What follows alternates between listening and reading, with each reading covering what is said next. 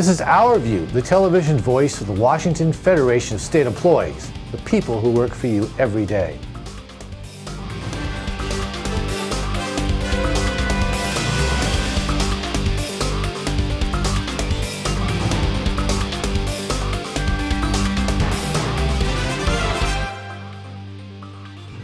Federation members have been very active, bringing attention to state budget proposals that would severely change the lives of Washington residents, including the most vulnerable.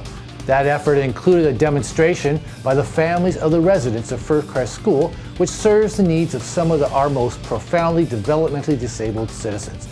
Our members, along with families and community leaders, were there to remind everyone that closing Fircrest would be devastating to the people who need it. The 200 people who live at Fircrest would lose their homes, and finding a place for everyone to live would be virtually impossible at this point. We have a hard time getting a group home for one person, let alone 100 or 200 people.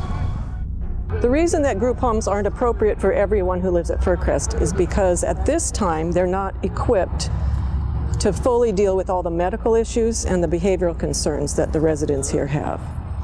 My daughter, who's 27, has a syndrome that affects growth. She weighs 50 pounds at age 27. She's very tiny. She has 4 life-threatening health conditions. She needs round-the-clock nursing care. So the people that live here with my daughter are similar. They're very fragile people. They need round-the-clock medical care, and that just isn't provided in group homes at this time. The impact of families is incredible. This is located in an urban center where the population is concentrated. People can see their family members. I can visit people at the time of their loss and do graveside services. These are things that are important.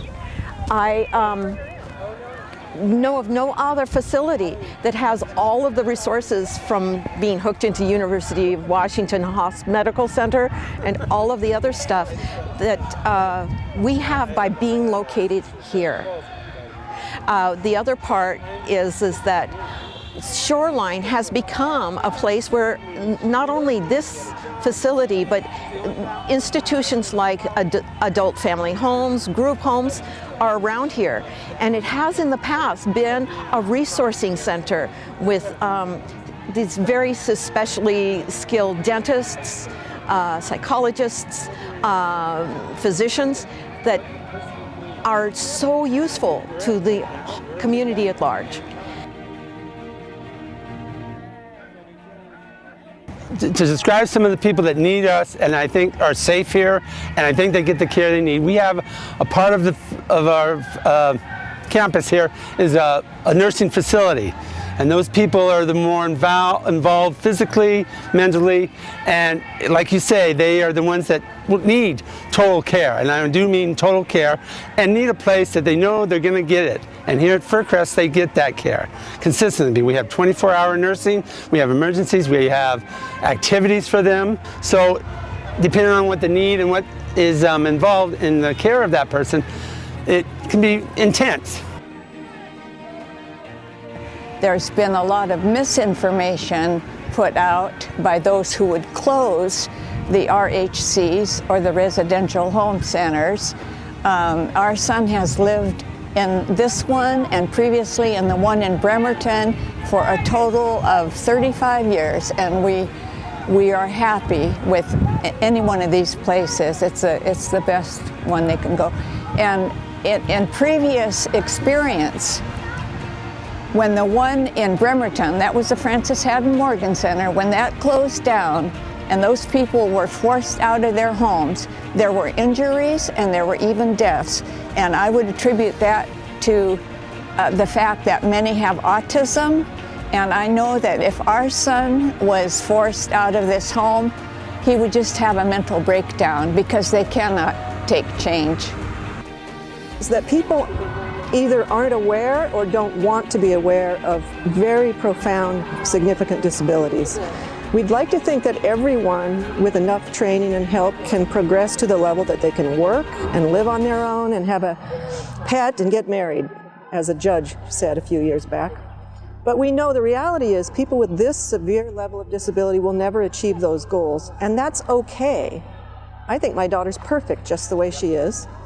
She can't speak, she can't walk, she doesn't understand the language that we speak to her, but she has personality, she has likes and dislikes. I think she's perfect, but she needs medical care. There are still people with disabilities, profound and severe disabilities, and a lot of the people here are court-ordered here. Where will they go? And especially where their families can be close to them. The annual Workers' Memorial Day observance took place this year at Western State Hospital. While the noontime event remembers workers around the state who were killed on the job, Western State workers used the event to also express their satisfaction in doing work for those most in need of help. The work has its dangers, but to the people at Western State, it also has its rewards. My job as an MHT, I'm with the patients 24/7. And the reaction is that they're hopeful. The patients love us. Sometimes we're considered their only family or friends. They look towards us to help them get to their treatment team on time, to get to their groups on time, to help them with their showers. And most of the people around here just care, and the patients care about us. It's a great place to work. I've been out here for 27 years. There's been a lot of people who have retired recently, who've enjoyed it out here, who have a open heart to care for our patients out here and can work with staff and administration. Because when you come here to work, a lot of us, it's just Western State Hospital, it's a state job, you know nothing about it. You start working here and you become the patient's family. Much like these placards represent someone's mother, father, son, daughter, grandparent, or whatever, you become the patient's family. A lot of times you'll see the best of them, you'll see the worst of them, and obviously these people have seen the worst, but it's a very rewarding job. We're those of us who've been here for a number of years, if you've drank the water, you're going to stay. That's my joke. But it's a job that takes a very special person. You got to have some compassion, some caring about what you're doing, and then in the end run, no matter what happens with your family, you're still family considered here. Another in a series about politics today in Washington, from Chris Vance, a past chairman of Washington Republicans, now a political consultant. He says we need to solve our cultural issues ourselves and leave the legislature to solving the problems of making state government work. One of the things that's most disturbing about today's political atmosphere, and this is not new, but it's become much more prevalent and amplified, is people want to debate about culture, not policy. Okay? Now here's the truth. The culture in Eastern Washington is different than the culture over here. Church attendance is far higher. It's just generally more conservative culturally. That's fine. But you can't pass a bill about culture. People want to yell and scream about things that they don't like, that they see on TV and things celebrities do, but generally speaking, that's not public policy. What ends up being debated in the halls of the legislature is not big cultural issues, but really boring, mundane things about how state government functions and writing budgets and those sorts of things. I would like to see people try and get culture out of politics. I mean, we have become, no doubt, a more liberal, tolerant society. When I was the chairman of the state Republican Party, for instance, the idea that you'd have same-sex marriage and legalized marijuana was laughable. Now it's mainstream. So American society has changed, and a lot of people who are culturally conservative don't like that. But you're not going to change it with politics. And the truth is, again, the legislators from Eastern Washington, they understand that.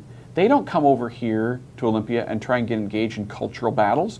They care about things like water rights and farm-to-market roads and their kids' schools and stuff. So everybody wants to have these really passionate debates about the things that divide Americans culturally, fine, have that. But it has nothing to do with public policy.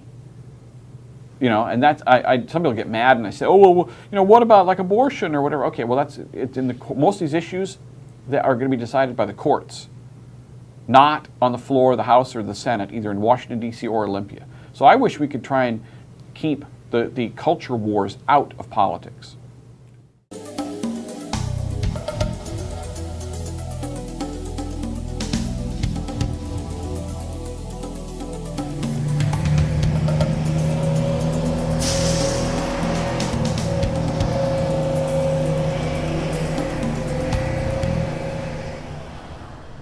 Olympia was recently visited by Sophorn Yang, the president of the Cambodian Alliance of Trade Unions.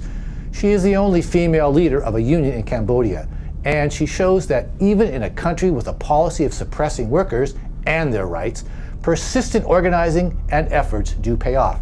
But it's not without its perils. In the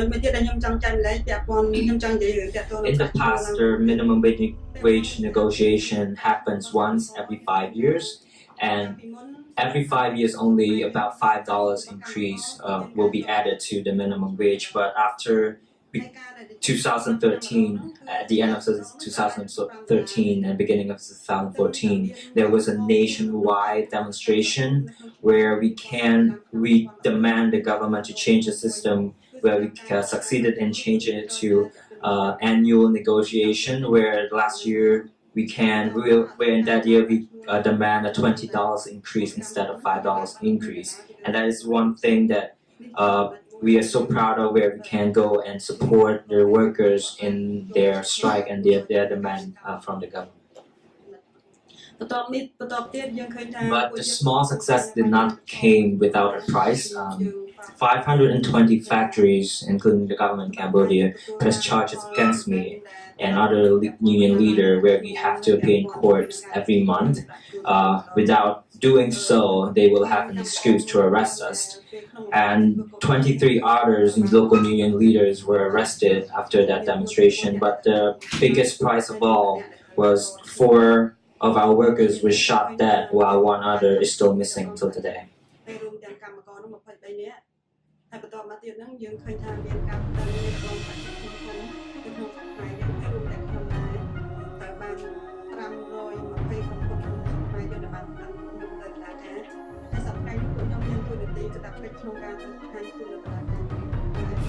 This has been Our View, brought to you by the proud members of the Washington Federation of State Employees.